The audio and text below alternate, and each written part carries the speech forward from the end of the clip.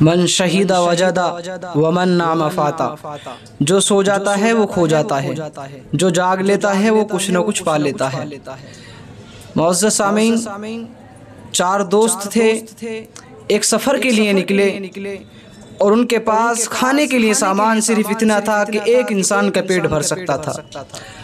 ان چاروں نے سوچا کہ رات کو سو جاتے ہیں اور صبح میں جس کو اچھا اور بہترین خواب دکھے گا وہ صبح کو اٹھے گا، اس کھانے کو کھا لے گا۔ چاروں کے چاروں ساتھی سو جاتے ہیں، رات کو ایک اٹھتا ہے اور اس تمام کھانے کو کھا لیتا ہے، اور صبح کو جب چاروں اٹھتے ہیں تو پہلا کہتا ہے کہ لاؤ یہ کھانا مجھ کو دے دو،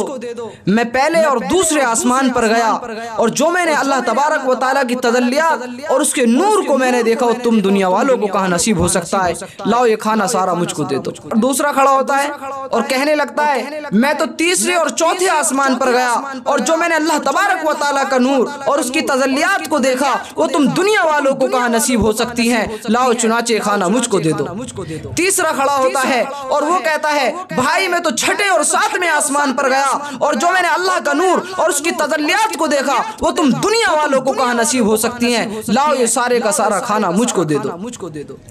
چوتھے سے کہنے لگے کہ بھائی تو بھی تو اپنا خواب بتا۔ وہ کہنے لگا بھائی میں تم کو کیا بتاؤں، رات میں سویا تھا، ایک کالی شکل کا انسان آتا ہے اور بد صورت اور بدنما انسان آتا ہے، تلوار اس کے ہاتھ میں ہے اور مجھ سے وہ یہ کہتا ہے اس سارے کھانے کو کھا لے ورنہ میں تیری گردن کو کاٹ دوں گا۔ چنانچہ میں تو رات کو اٹھا اور سارے کے سارے کھانے کو کھا لیا۔ وہ کہنے لگے ارے تو ان کو آواز بھی تو لگا سکتا تھا۔ وہ کہنے لگا بھائی آواز تو بہت لگائی لیکن میری آواز دنیا کے اندر دب کر کے رہ گئی، تم تو پہلے آسمان پر، دوسرے آسمان پر، تیسرے چوتھے پانچویں چھٹے آسمان اور ساتویں آسمان کے شہر کر رہے تھے، اس لیے میری آواز تو دنیا کے اندر رہ گئی، وہ تمہارے پاس تک کہاں پہنچ سکتی تھی۔